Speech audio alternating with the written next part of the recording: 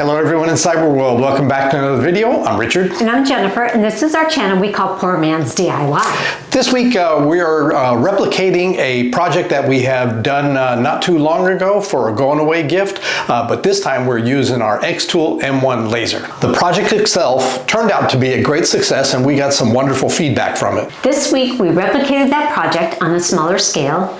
We're considering taking our xTool, making items, taking orders, and selling them online.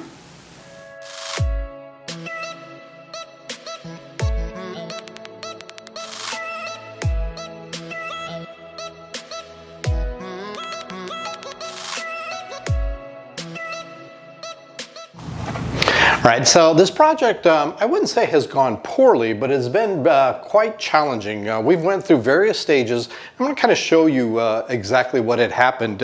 Originally, we took a square piece of wood and we cut it, and things looked okay, but the problem was trying to get the engraving and the cutting to work on the same piece. I just couldn't fine-tune it, and I didn't like how it worked.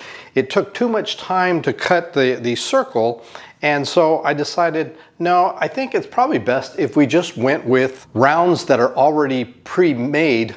And I thought, well, why use pre-made ones when we can make them ourselves? So we went with making our own rounds, and I'm going to show you how we did that as well. We have done this in the past, and I thought, well, this might work. And then when we actually started testing it out, ran into some few more problems on that. I think it's the actual wood itself, but this has been a great learning experience. I had some scrap wood of our own, different types of woods, and I'm finding that each one of them burns differently and requires different power and settings, and so I'm starting a database on that one there.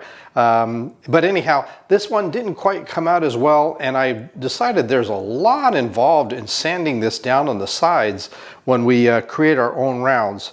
So we did one technique with a router, and then I came up with a different idea and said, well, why don't we use a drill hole bit? So we just took that and drilled out squares.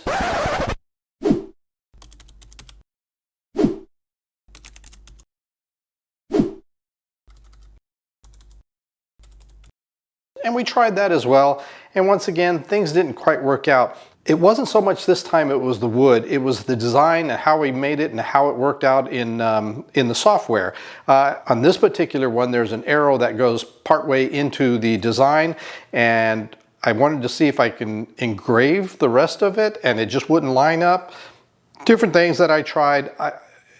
I've been on the software forever, my own software, to try and get an image that would work, and not quite there, but each one of these tests turned out to be a little bit better and got us a little closer. And so ultimately, here is what I came up with. All right, now, instead of using any engraving, the whole thing has been cut. So in reality, it comes apart like such.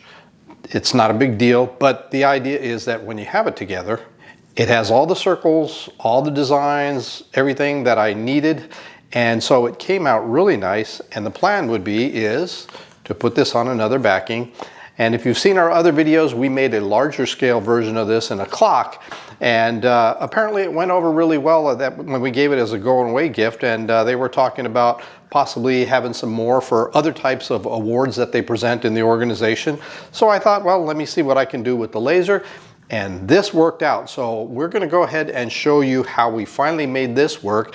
And the last thing that we decided was when I use regular plywood, either the siding of it was very rough and it took a lot of sanding and a lot of time to do that. Or if we did sand it, you could see the lines in plywood. And I'm not a big fan of that. And so I can't put edge banding on here, and I thought, well, how are we actually going to do this? And what I came to realize is when you do things with the laser, it actually burns it. And in doing so, when it does burn it, it actually hides the plywood lines. And here's the most current one. So the lines are no longer there, or it's not as visible unless you really get up close to it. So even though this method was something I was against because it takes so long just to cut a little circle, that I figured, no, I could just make a whole bunch of circles and we'll work with that. And ultimately, I'm going to go with this because it does a great job on the edges. So we're going to have a solid piece with a design, and we can make different designs. If there's other organizations that want us to do this, we can give this a try, and we'll do that. So what we've done now is we're just going to start with a regular square, and I will have the laser cut out the circle and the design itself, and we're going to show how this worked out. We briefly touched on it earlier, how we did different methods to make rounds of our own, and I decided I'm going to show you the footage that we came up with just in case you choose to make these rounds on your own. So I'll go ahead and show you right now. In this first method, we're going to show you how we used a router to make a round. We did not have 1/4 inch scrap wood, so we planed down some to the thickness we wanted.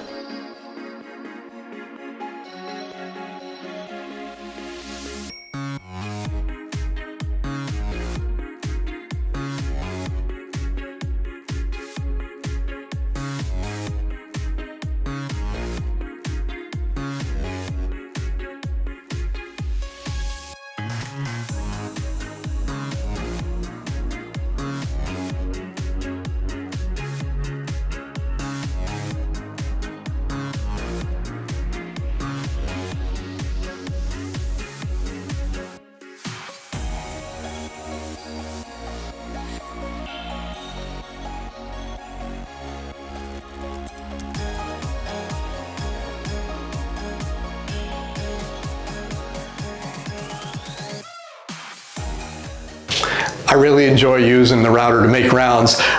This next method is something that's actually super simple. However, you're limited to the size of a saw that you can come up with, and so I'm going to go ahead and show you how the second method that we use to make rounds. Hole saws leave a hole in the circle you cut out, so we are making a jig that will allow us to cut out wood rounds without drilling a hole through the center.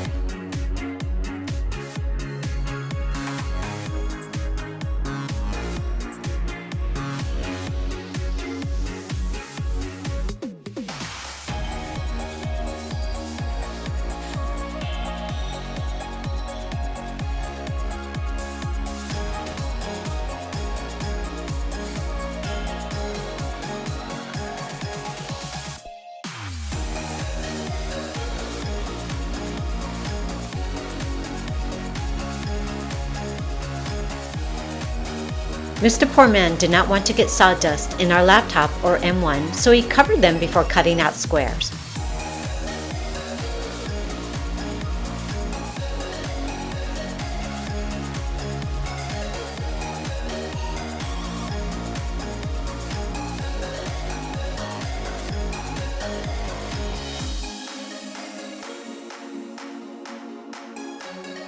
We have 10-inch wide masking tape on order, and we'll use that instead of frog tape, but this is what we have at the moment, so we used it.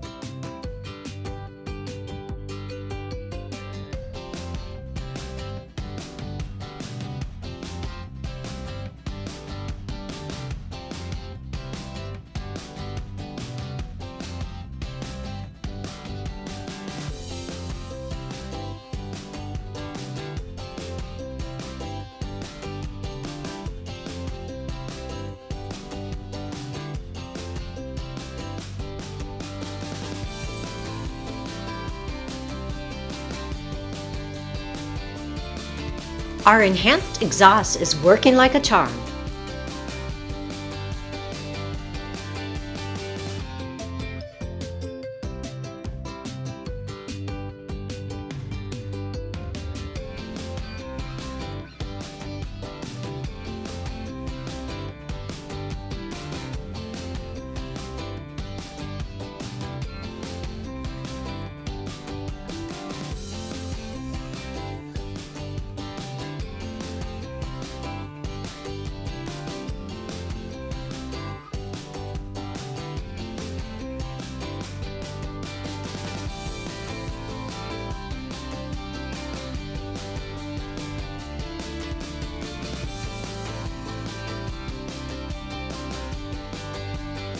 We are going to apply epoxy to make the piece stronger so we can add clock parts if we choose to do so.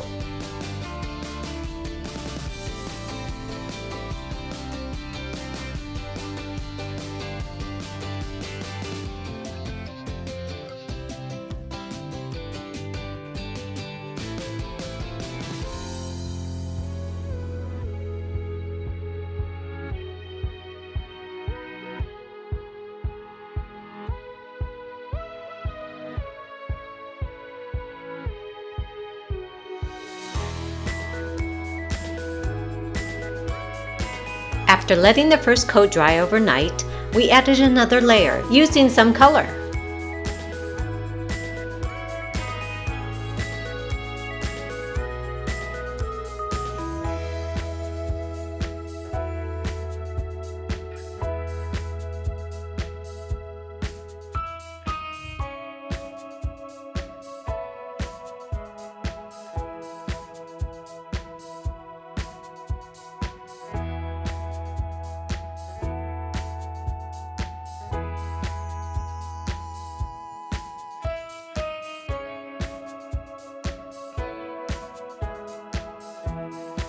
With this as a base, we can make it as a display, a clock, add a magnet to the back, and it can be attached to the office cubicle cabinets, and so much more.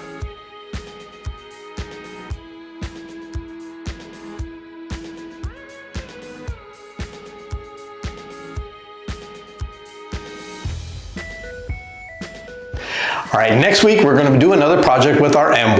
I came up with an idea that I haven't found anybody else has done yet, so I'm kind of excited about this. I placed some order for some parts. We're going to go ahead and cut them out and make something out of that, and we'll be showing you how that turns out. So until then, bye-bye.